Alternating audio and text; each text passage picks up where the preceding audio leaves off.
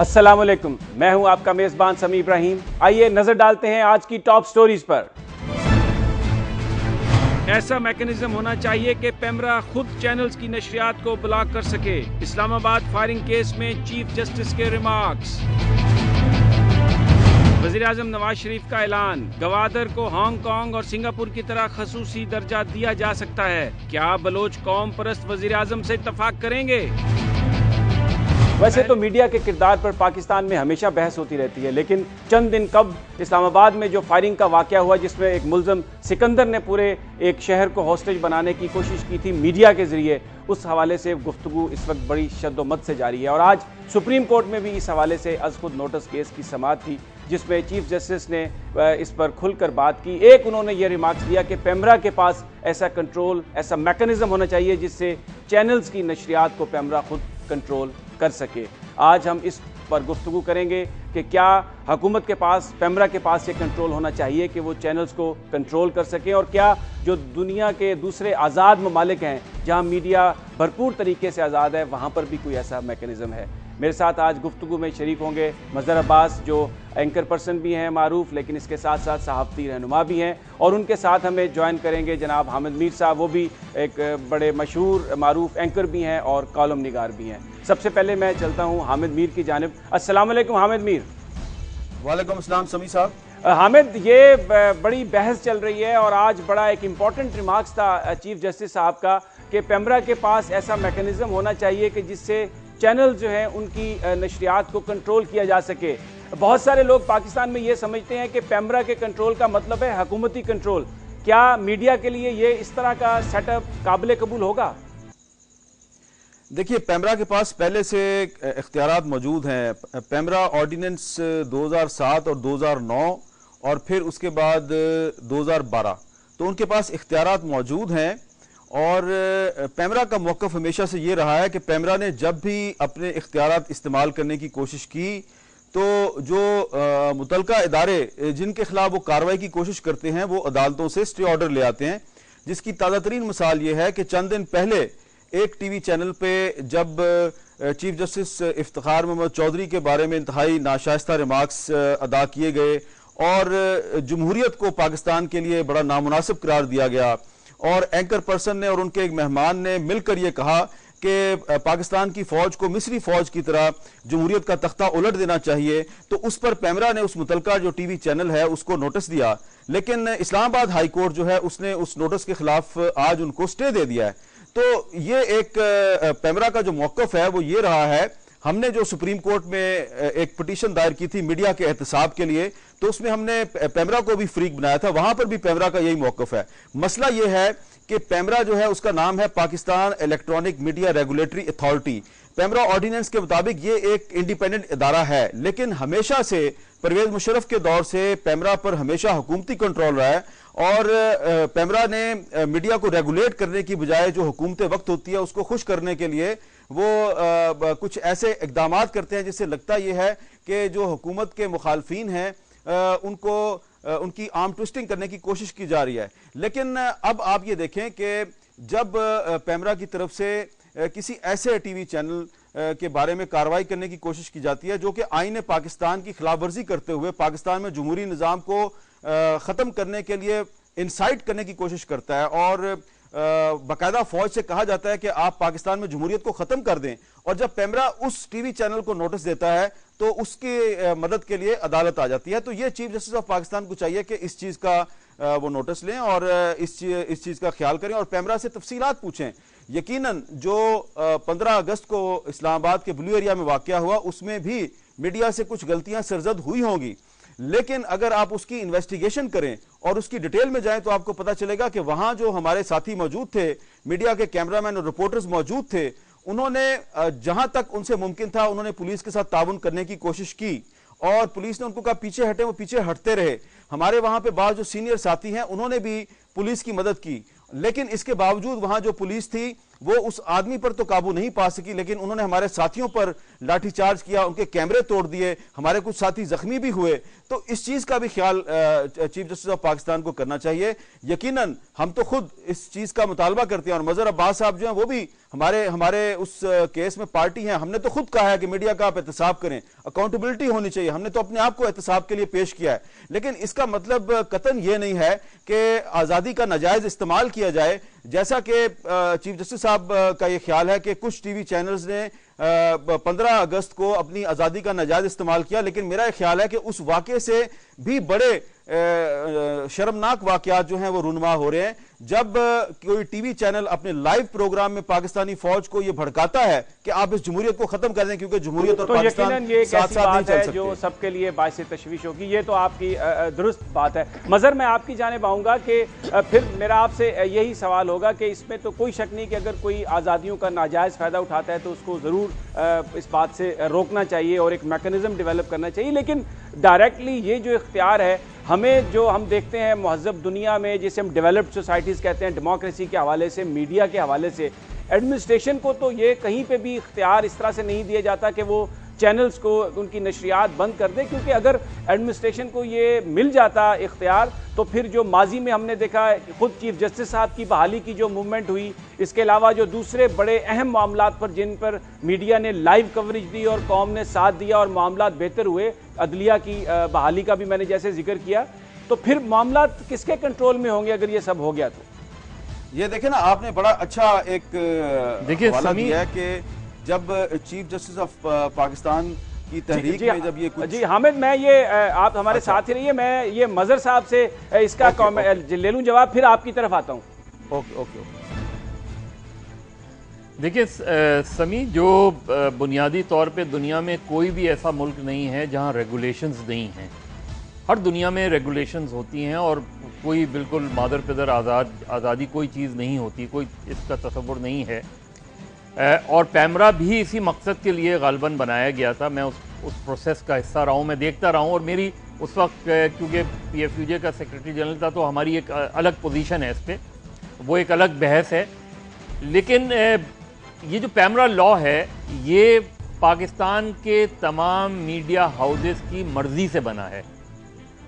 इसमें सब के सब शामिल रहे हैं, यानी इसमें वो लोग जो उस वक्त, ज़ाहिर है उसके बाद दो नए चैनल्स आ गए, लेकिन उस वक्त जितने भी लोग थे वो इसका हिस्सा रहे हैं और उन्होंने उसके कोड ऑफ कंडक्ट पे दस्तखत किए हैं, उस पूरे पैमरा लॉ पे दस्तखत किए हैं। उन सब की मर्जी से ये कानून बना है।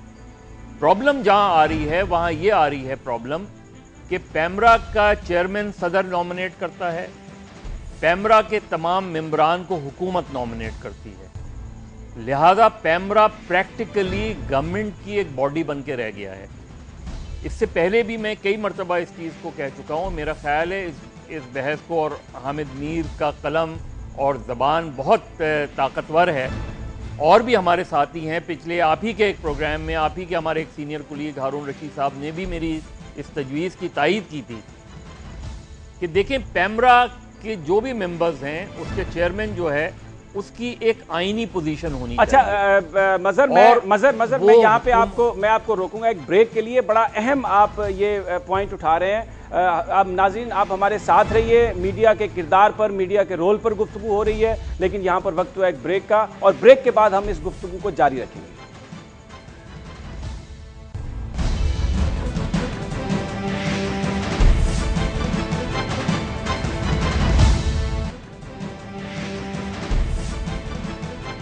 Welcome back. बात हो रही है मीडिया के रोल पर, मीडिया के किरदार पर, और चीफ जस्टिस जनाब इफ्तिखार चौधरी के इस रिमार्क पर कि पैमरा को एक ऐसा मैकेनिज्म डेवलप करना चाहिए जिससे वो चैनल्स की नशरियात को खुद बंद कर सके।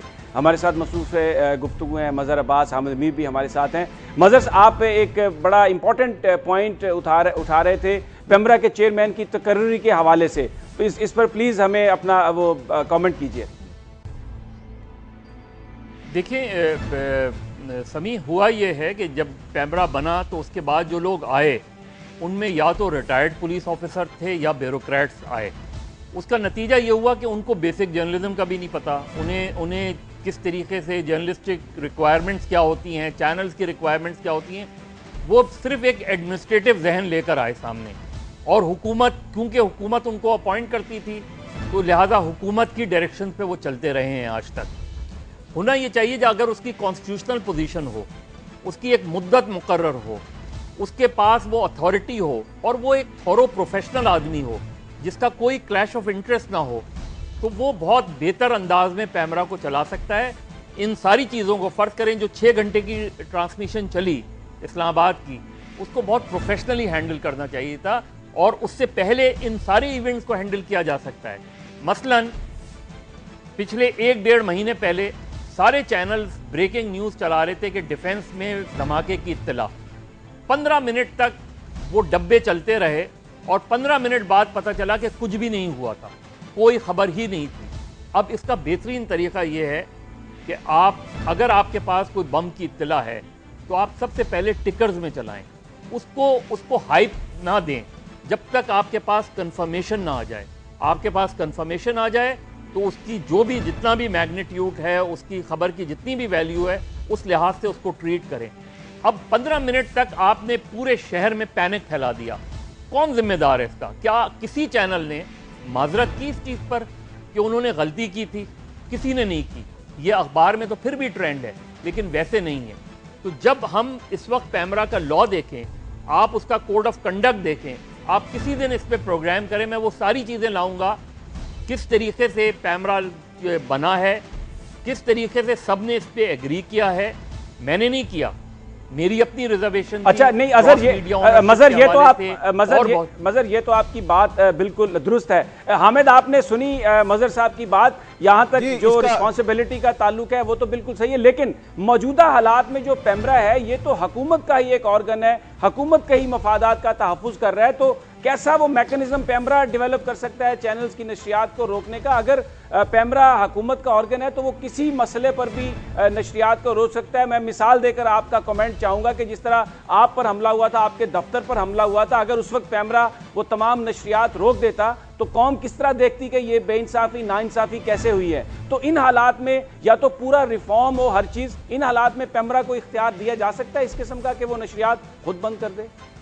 देखें, इस मसले का हल जो है वो सामने आ चुका है और वो हल मैं आपको बताने से पहले ये ज़रूर कहने की जिसारत करूंगा कि जिस वाक़े का आप जिक्र कर रहे हैं, जिस ज़माने में हमारे दफ्तर पर हमला हुआ था और सारी दुनिया ने देखा था, तो उस ज़माने में जो लोग परवेज़ मुशर्रफ के साथ थे और फिर जब परवेज़ मुशर्रफ ने मीडिया पर पाबंदियां लगा दी और जो लोग परवेज़ मुशर्रफ के वजीर बन गए, आज वो लोग जब कहते हैं कि जमहूरियत खत्म की जाए और वो टीवी चैनल्स पे बैठ के कहते हैं कि जमहूरियत खत्म की जाए, और जब पैमरा उनको नोटिस जारी करती है तो फिर वो लोग कहते हैं कि जमहूरियत खतरे में पड़ गई है। अब आप आ जाइए पैमरा की रेगुलेशन के बारे में। हमने जो सुप्रीम कोर्ट ऑफ पाकिस्तान में पिटीशन दायर की थी, उस पिटीशन के नतीजे में एक मीडिया कमीशन बना और मीडिया कमीशन की फाइनल रिकमेंडेशंस आ चुकी हैं और मीडिया कमीशन ने ये प्रपोज किया है अपनी तफसीली रिपोर्ट में कि चेयरमैन पैमरा की तकर्री जो है वो कॉन्स्टिट्यूशनल तरीके से होनी चाहिए। जिस तरह चीफ इलेक्शन कमिश्नर की तकर्री जो है वो प्राइम मिनिस्टर और अपोजिशन लीडर की के सलाह मशवरे से होती है, इसी तरह चेयरमैन पैमरा की तकर्री के लिए एक 5-6 रुकनी स्पेशल पार्लियामेंट्री कमेटी तश्कील दी जाए जिसमें कि हुकूमत के और अपोजिशन के अरकान शामिल हों और वो मशवरे करें सिविल सोसाइटी के साथ, मीडिया के लोगों के साथ, और फिर एक बहुत ही प्रोफेशनल, थॉरो प्रोफेशनल जो है उसको चेयरमैन पैमरा के तौर पे लाया जाए और फिर जो पैमरा के जो बाकी मेंबर्स हैं उनकी तकर्री के लिए भी कोई तरीकाकार इख्तियार किया जाए। तो इस सिलसिले में हम सबको, तमाम जो एंकर पर्सन्स हैं, कॉलम निगार हैं, मीडिया के लोग हैं, उनको चाहिए कि मीडिया कमीशन की रिपोर्ट को बहुत गौर से पढ़ें, क्योंकि जस्टिस नासिर असलम जायद साहब ने और जावेद जब्बार साहब ने एक तरीकाकार आपको दे दिया है। अब ये केस चल रहा है, मेरा ये ख्याल है कि ये जो मीडिया कमीशन की रिकमेंडेशन है, जब सुप्रीम कोर्ट का फाइनल फैसला आएगा तो हुकूमत पर उसकी पाबंदी लाजमी होगी। और जहां तक मेरी इतला है, जो मौजूदा हुकूमत है वो चेयरमैन पैमरा की तकर्री का जो तरीकाकार है वो मीडिया कमीशन की सिफारिशात के मुताबिक उस पर अमल दरामद के लिए तैयार है। अब हुकूमत और अपोजिशन की मर्जी से अगर चेयरमैन पैमरा का तकर्रुर होगा तो फिर जो ज़ाब्ता इखलाक है वो भी तमाम स्टेक होल्डर्स के साथ सलाह मशवरे से होगा। इस वक्त मसला ये है कि कोई मुतफिका ज़ाब्ता इखलाक नहीं है। पीबीए का अपना ज़ाब्ता इखलाक है, पीएफयूजे का अपना ज़ाब्ता इखलाक है, एपीएनएस और सीपीएनई का अपना ज़ाब्ता इखलाक है। एक मुतफिका ज़ाब्ता इखलाक नहीं है।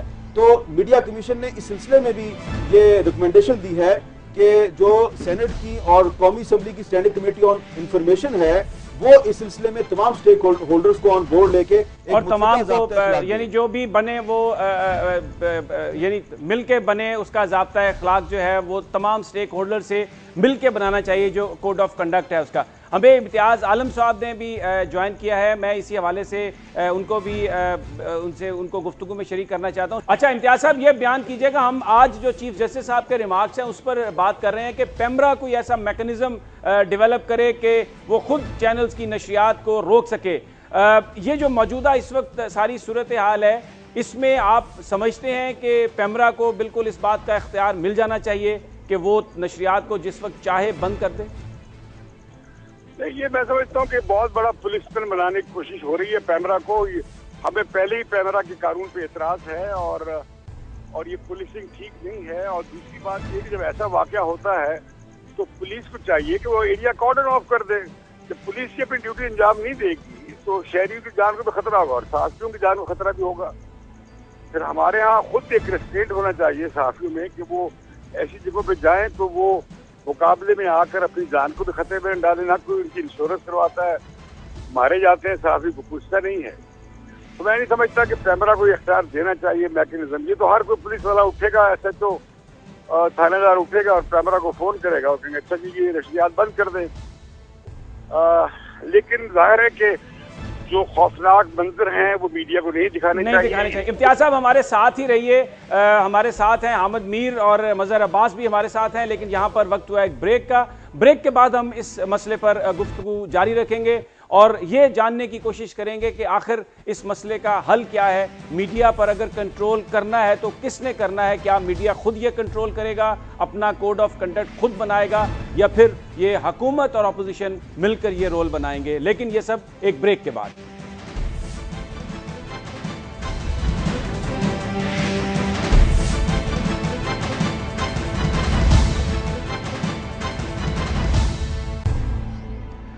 Welcome back. हम बात कर रहे हैं मीडिया के किरदार की, मीडिया के रोल की। बड़ी उस पर बहस जारी है इस्लामाबाद फायरिंग केस के बाद कि मीडिया शायद तजावज़ कर रहा है। और हमारे साथ गुफ्तगू में शरीक हैं इम्तियाज़ आलम साहब, मजहर अब्बास साहब, हामिद मीर साहब।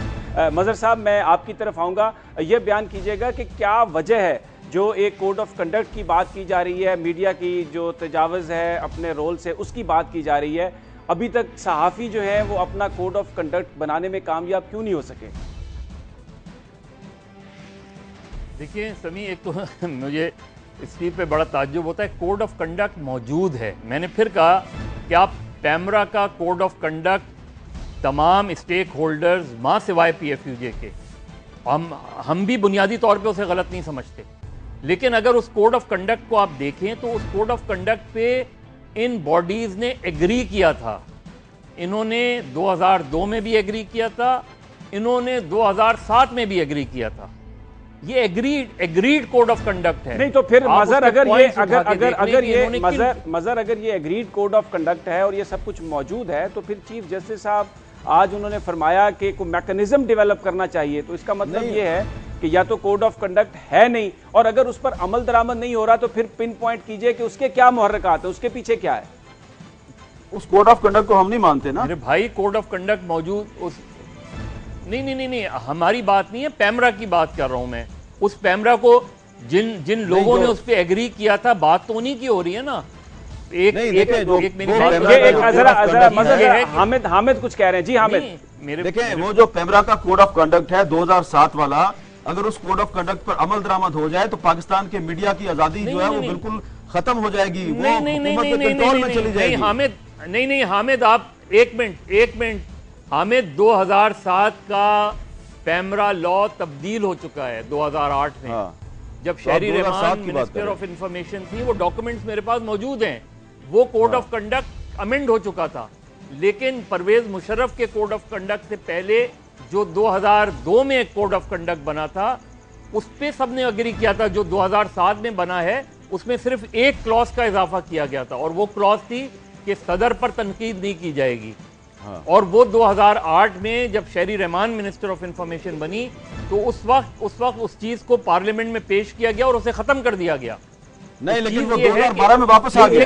2012 में वापस आ गया। मजहर हामिद 2012 में वो वापस आ गया, सितंबर 2012 में वो वापस आ गया। नहीं, मेरी बात तो सुने मेरे भाई, मेरी बात तो सुने। चीज ये है कि हम मुसलसल सेल्फ रेगुलेशन की बात करते हैं। आप मुझे बताएं, आज तक पाकिस्तान ब्रॉडकास्टर्स एसोसिएशन ने अपनी किसी मीटिंग में इस सेल्फ रेगुलेशन की तरफ गए हैं, बेसिक चीज़ों पे एग्री किया है। इन चीज़ों पे जब आप सेल्फ रेगुलेशन बनाने को तैयार ही नहीं हो रहे, आप इस चीज़ को तैयार ही नहीं हो रहे कि हमसे गलतियां हो रही हैं, आप इस बात पे तैयार ही नहीं हो रहे कि हमें अपने आप को बेहतर करना है, आप पॉपुलैरिटी का ग्राफ जो है उसका मेयार जो है वो सिर्फ क्राइम शोज रह गया है। उसका मेयार न्यूज़ जो है, बेसिक न्यूज़ जो है, आप मुझे बताएं कि इजिप्ट पे हमने कितनी कवरेज की, इजिप्ट के इश्यूज पर कितनी कवरेज की। इजिप्ट शायद हमारे लिए बहुत बड़ा इशू ना हो सकता है कि बहुत से लोगों के लिए नहीं, लेकिन मजहर हम तो हम उन चीज़ों की कवरेज करते हैं जो बिल्कुल हमारे जो आवाम है डायरेक्टली उनसे रिलेट करते हैं, जो आवाम देखना चाहते हैं। मैं यहाँ कहाँ करते हैं, मैं कहाँ करते हैं समी जी, हम मिसाल उस चीज़ की हम समी एक मिनट मुझे बताएं बारिशों की कितनी कवरेज हो रही है, मुझे बताएं सैलाब ज़दगान की कितनी कवरेज हुई है। पिछले साल, उससे पिछले साल जो सैलाब आया है, क्या ये इशू था हमारी प्रायोरिटीज में? नहीं था। आप उठा के देख लें, आप कवरेज उठा के देख लें। मजहर हामिद आपको रिस्पॉन्ड करना चाह रहे हैं। जी हामिद, आप नहीं, मैं मदर साहब ठीक है, आपकी ऑब्जर्वेशन हो सकती है, लेकिन सब टीवी चैनल्स को आप ये नहीं कह सकते। मेरा तो ये ख्याल है कि टीवी चैनल्स और बहुत से जो एंकर्स हैं उन्होंने सैलाबज़दा इलाकों में जाके बड़ा काम किया खुद, और उसमें खुद कश्तियों में सवार होकर लोग घुस गए। ये जो सैलाब की सारी सूरत हाल है ये तो लोगों तक पहुंची टीवी चैनल्स की वजह से है, और इसमें जो हालांकि इमदादी सरगर्मियों में हिस्सा लेना हमारा काम नहीं है, हम तो ये काम भी करते रहे हैं। तो जायज तनकीद जो है वो होनी चाहिए मीडिया पर, लेकिन आपको स्पेसिफिक मिसाल देनी चाहिए कि कौन से टीवी चैनल ने ये जो अभी जो सैलाब की सूरत हाल है। हामिद, इसकी परसेंटेज बता दें आप मुझे, इसकी परसेंटेज बता दें कितने परसेंट हुआ है ये?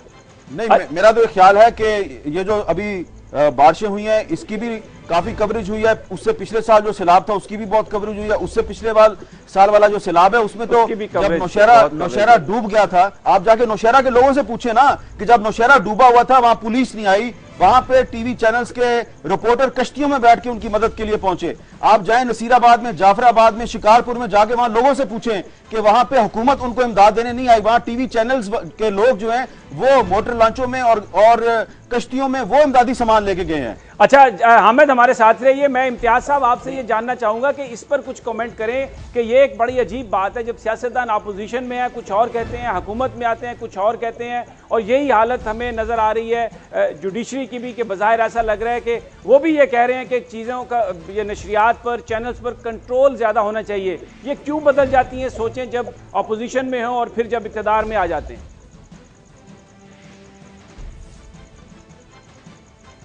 इम्तियाज साहब, आप मेरी बात सुन रहे हैं, आवाज़ सुन रहे हैं सर? इम्तियाज साहब से मेरा ख्याल है राब्ता हमारा मुनक़ता हो गया। हामिद, ये जो मामला है कि जब अपोजिशन में होते हैं सियासतदान तो उनकी सोच और डिमांड कुछ और है, जब वो हुकूमत में आते हैं तो कुछ और बात करते हैं, ये फिनोमेना कब तक हम देखते रहेंगे और फिर उसका जो सारे का सारा जो मलबा है वो मीडिया पर डाला जाता है? हाँ, ये बात आपकी बिल्कुल ठीक है, और इस वक्त यही कुछ हो रहा है कि इस वक्त जो हुक्मरान जमात है, इस हुक्मरान जमात के लोग जब अपोजिशन में थे तो उस वक्त वो जब मीडिया पीपल्स पार्टी की हुकूमत पे तनकीद कर रहा होता था तो वो बिल्कुल मीडिया को अप्रिशिएट करते थे। लेकिन अब आप देखें कि ये जो इस्लामाबाद के ब्लू एरिया का वाकया तो 15 अगस्त को हुआ है, लेकिन इस हुकूमत के वजीर दाखिला जो है इन्होंने तो 13 अगस्त को एक प्रेस कॉन्फ्रेंस की, और उस प्रेस कॉन्फ्रेंस में उन्होंने पाकिस्तानी मीडिया से कहा कि भाई आप इंडियन मीडिया से सबक सीखें, इंडियन मीडिया कितना मुहिब वतन है, आप भी हुबुल वतनी का मुजाहरा करें। तो जब ये अपोजिशन में होते हैं तो ये उस वक्त हुकूमत वक्त पे तनकीद करने वाले मीडिया का साथ देते हैं, लेकिन जब ये खुद हुकूमत में आते हैं तो फिर मीडिया की तनकीद को बर्दाश्त नहीं कर पाते, फिर हमें ये इंडियन मीडिया का हवाला देते हैं कि देखें इंडियन मीडिया से आप सबक सीखें, इंडियन मीडिया बहुत मुहिब वतन है, आप भी हुबुल वतनी का मुजाहरा करें। तो हुकूमत पर तनकीद को मुल्क दुश्मनी नहीं समझना चाहिए, लेकिन मेरा ख्याल है कि आहिस्ता आहिस्ता ये एक इर्तिका का अमल है, और आहिस्ता आहिस्ता अगर 2013 के इलेक्शन के बाद 2018 में इलेक्शन होगा तो आहिस्ता आहिस्ता पॉलिटिकल पार्टीज में मैच्योरिटी आएगी, मीडिया में भी मैच्योरिटी आएगी। तो ये एक मेरा ख्याल है कि इर्तिका का अमल है, हम सब इस इर्तिका की मनाजिल से गुजर रहे हैं, हमें इतना परेशान नहीं होना चाहिए। लेकिन एक बात मैं जरूर कहूंगा, आपने बहुत अच्छी मिसाल दी कि अगर 2007 में और इवन 2008 जून 2008 में जो लॉन्ग मार्च हुआ था और फिर मार्च 2009 में जो लॉन्ग मार्च हुआ था जुडिशरी की बहाली के लिए, अगर उस वक्त हुकूमतें उस लॉन्ग मार्च की कवरेज की लाइव कवरेज से मीडिया को रोक देती तो शायद वो लॉन्ग मार्च कामयाबी से हमकनार नहीं होते। मैं सिर्फ आपसे इतना ही अर्ज करना चाहता हूं। बहुत बहुत शुक्रिया अहमद मीर साहब। मजहर अब्बास आपका बहुत बहुत शुक्रिया। बड़ा अहम मामला मीडिया के किरदार का, मीडिया के रोल का, और ये बात अहमद मीर ने कही जिस पर बहुत सारे लोग मुत्तफिक हैं कि जो लॉन्ग मार्च की कवरेज थी और जो चीफ जस्टिस साहब के जो खिताबात थे उनकी लाइव कवरेज की वजह से ही पाकिस्तान में आज आज़ाद अदलिया है और आम आदमी को आज़ाद अदलिया का समर मिल रहा है। और अभी ना जाने कितनी देर और इंतज़ार करना पड़ेगा सियासतदानों की मैच्योरिटी का कि जब अपोजिशन में और हुकूमत में जब हों तो फिर उस वक्त भी इनके जो ख्यालात हैं, इनके जज्बात, इनके एहसासात एक ही तरह हों। नाज़रीन, जहाँ पर वक्त हुआ एक ब्रेक का, और ब्रेक के बाद एक बड़े अहम मामले पर हम गुफ्तगू करेंगे कि वज़ीर आज़म नवाज शरीफ का ये कहना कि गवादर को एक खसूसी दर्जा दिया जा सकता है। हम बात करेंगे बलूचिस्तान में कायदे हिज़्ब इख्तिलाफ मौलाना वासे से और उनसे ये जानने की कोशिश करेंगे कि क्या बलूचिस्तान के अवाम को और ख़ास तौर पर कौम परस्तों को ये काबिल कबूल होगा। लेकिन ये सब एक ब्रेक के बाद।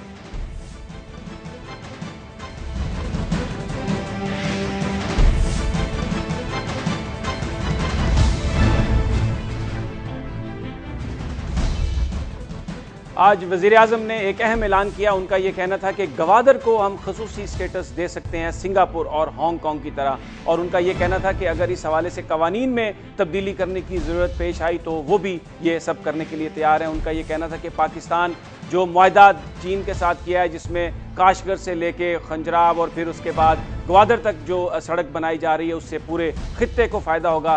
तकरीबन 3 अरब लोग होंगे जो इसका फ़ायदा उठाएंगे, पाकिस्तान को भी उसका बहुत फ़ायदा होगा। लेकिन क्योंकि बलूचिस्तान में मखसूस हालात हैं, वहाँ पर एक लॉ एंड ऑर्डर की सिचुएशन है और जो बलोच सेपरेटिस्ट तंजीमें हैं वो बहुत ज़्यादा एहतजाज कर रही हैं अपने राइट्स के हवाले से, और बार बार बलोच रहनुमा, कौम परस्त रहनुमा ये कह चुके हैं कि अगर जो चाइना के साथ जो मुआहदात हैं, ये इसके अलावा जो दूसरे तरक्याती मंसूबे हैं, अगर हुकूमत करना चाहती है बलूचिस्तान में तो उसके लिए पहले ज़रूरी है कि वहाँ पर अमन बहाल किया जाए, वहाँ पर जो लोगों के मसाइल हैं उनको हल किया जाए, मिसिंग पर्सनस का मसला हल हो, मस्शुदा लाशों का जो मसला है वो हल हो। लेकिन बहरहाल जो वज़ीर आज़म ने आज स्टेटमेंट दी बहुत अहम थी। हम इस हवाले से गुफ्तगू करेंगे बलूचिस्तान असम्बली में कायदे हिज़्ब इख्तिलाफ मौलाना वासे, जिनका ताल्लुक जमीयत उलमा इस्लाम से है। अस्सलाम वालेकुम मौलाना।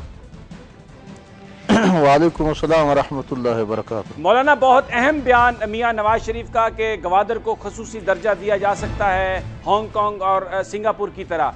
आप कायदे हिज़्ब इख्तिलाफ हैं, बताइए कि क्या आपको, आपकी जमात को भी इस हवाले से कुछ एतमाद में लिया हुकूमत ने, और दूसरा ये बयान कीजिएगा कि क्या रिएक्शन आएगा, क्योंकि जो बलोच और दूसरी कौम परस्त जमातें हैं उनके तो अपने बड़े मखसूस नज़रियात हैं गवादर के हवाले से। मेरा ख्याल जब वज़ीर आज़म साहब का इस किस्म के बयान जब आया है और वो खुसूसी दर्जा जब दे रहा है, ये भी मालूम नहीं कि वो कौन सा खुसूसी दर्जा है और उसका तफसीलात क्या है और वो क्या दर्जा देंगे। लेकिन हम तो साल से इसी बात के इंतज़ार में है कि हमें ये नवीद सुनाई दे रहे हैं कि हम हांगकांग के तरह और सिंगापुर के तरह और प्लान के तरह और इस किस्म के नवीद सुनाते हैं। लेकिन जब इस किस्म के बयानात आने के बाद फ़ौरन हमारे ऊपर ऐसे तूफ़ान आ जाते हैं कि हमारे सुबह खून से नाला जाता है और खून खराबा इधर हो जाते हैं और ऐसे खून के सैलाब आ जाते हैं। तो फिर इस किस्म की बयान जब आ जाती है, इसके बाद एक आफत हमारे ऊपर नाजिल होते हैं। तो मैं समझता हूँ कि खुदा न करे कि ये फिर इस किस्म के आने वाले दिनों में हमारे लिए इस तरह वाक़े की एक बुनियाद और एक पेशखमा साबित न हो।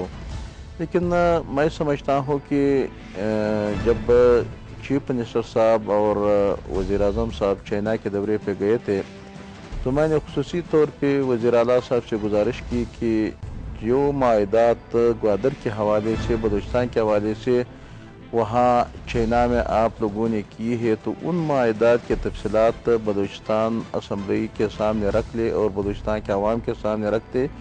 और जब तक बलूचिस्तान के तमाम नुमाइंदे और हाउस और ऐवान एतमाद में न लिया जाए तो उस वक्त तक ये माहदात मीडिया के थ्रू ज़रिए से या कोई और फोरम पे और दुनिया के सामने आप तो कह सकते हैं, लेकिन इस पे अमल दरामद बहुत मुश्किल होगा, क्योंकि बलूचिस्तान के अगर पस मंज़र में चले जाए तो यहाँ जो हमारा गैस का मामला है या हमारे हकूक़ या हमारे दूसरे ज़ख़ायर या हमारे साहिल, इस किस्म के माहदात कि अब तक 65 साल गुजरने के बाद हम अपने गैस के हक़ से महरूम है, आइनी हकूक़ से महरूम है। तो जब हमें अब तक वही नहीं मिल रहा है तो हमें ख़दशा ये भी है कि ग्वादर के हवाले से जो बलूचिस्तान के अपने तहफ़्फ़ुज़ात है या बलूचिस्तान का हिस्सा है, फिर इस तरह ना हो जाए कि जैसे कि सबसे पहले पाकिस्तान को 65% गैस हम दे रहा था और पाकिस्तान की इकानमी को हमने पूरा पाकिस्तान को एक माविन और एक बुनियाद हमने रख दिया, लेकिन फिर भी हम आज तक दर पदर फिर रहे और हम कोयटा से बाहर निकल के तो बलूचिस्तान के पूरा बलूचिस्तान के लोग गैस को जानते भी नहीं कि गैस है क्या। अच्छा मौलाना, एक कमेंट कीजिएगा कि जब मौजूदा वज़ीर आला डॉक्टर मालिक ने संभाला ओहदा और जो उन्होंने असम्बली में पहली तकरीर की, तो उसमें उन्होंने गवादर के हवाले से एक बड़ी खुलकर बात की थी कि वो समझते हैं कि वहाँ पर जो ज़मीनें बेची गई और माजी में एक किस्म की उन्होंने कहा कि ये लूट सेल लगाई गई थी, वो ज़मीनें वापस लेके उनके मालकान को वापस दिलवाएंगे। तो अब वज़ीर आज़म की जानिब से ये इस तरह का बयान आया है, आप कुछ बताइएगा कि आगे चलकर आपने कहा कि हमेशा जब इस तरह की बात हुई है तो बहुत ज़्यादा खून बहा, आपकी जमात क्या इस पर पॉलिसी अपनाएगी? क्या आप रब्ता करेंगे हुकूमत से? कुछ इस हवाले से आप बात करेंगे? मेरा ख्याल ये हुकूमत का फर्ज बनता है कि अपोजिशन को और आवाम को बलूचिस्तान असम्बली को एतमाद में ले लिया जाए। ये बयान क्या तक तो हमें जनाब अगर आप रिकॉर्ड को उठाया जाए और फिर डॉक्टर साहब के जो बयानात हुकूमत आने से पहले और उनके बाद अगर मुआवजा किया जाए, ख़ुद मीडिया वाले ये फैसला कर सकते, आप लोग ये फैसला कर सकते कि डॉक्टर साहब हुकूमत आने से पहले कि मेरे हुकूमत आने के बाद एक टारगेट फिलिंग नहीं होगा, लेकिन अभी 3 महीने में जितनी भी टारगेट फिलिंग हो गई तो मेरा ख्याल गुज़श्ता हुकूमत में अदवार में शायद 9 साल में इतनी नहीं हुआ था। लापता अफराद का उसी तरह सूरत हाल है। धमाके तो इतनी हो गए कि पुलिस लाइन भी महफूज न हो सका, जिन पुलिस से हम लोगों के और आवाम के तहफ़्फ़ुज़ करते हैं वो भी महफूज न हो सका। तो मैं समझता हूँ कि बयानात हमारे हजरात तो देते हैं, लेकिन ये ज़मीनी हक़ाइक़ को और हालात को उसके अंदाज़ा उनको शायद या नहीं है या जज्बाती तौर पे लोगों को कुछ आंखें पे पट्टी डालने की कोशिश बहुत शुक्रिया मौलाना वासे, बहुत शुक्रिया जो ये कह रहे थे कि माजी में भी इस तरह के बयान आते रहे, लेकिन जब भी गवादर के हवाले से इस तरह के बयान आए तो पूरे सूबे में बहुत ज़्यादा उसके बाद बदअमनी के वाक़यात हुए। उनके मुताबिक सूबे को खून में नहला दिया गया। उनका ये भी कहना था कि डॉक्टर मालिक जो वज़ीर आला है बलूचिस्तान के, वज़ीर आला बनने से पहले के उनके बयानात और वज़ीर आला बनने के बाद के बयानात आप उठा के देख लें तो हमारे हुक्मरानों के, सियासतदानों के सिर्फ बयानात ही बयानात हैं, प्रैक्टिकली कुछ नहीं होता। और साथ उनका ये भी कहना था कि ये भी निहायत ज़रूरी है कि सियासतदान जो बयान है उसको बहुत सोच समझ कर दें। उनका कहना था कि गवादर के हवाले से जो वज़ीर आज़म ने बयान दिया उनकी जमात को या उनको इसने किसी हवाले से एतमाद में नहीं लिया। नाज़रीन, ये था आज का प्रोग्राम, इस हफ्ते का आखिरी प्रोग्राम। मंडे को आपसे फिर मुलाकात होगी टॉप स्टोरी में नई खबरों और नए एनालिसिस के साथ। तब तक अपना, अपने साथियों का, अपने हमसायों का ख्याल रखिएगा। अल्लाह हाफ़िज़।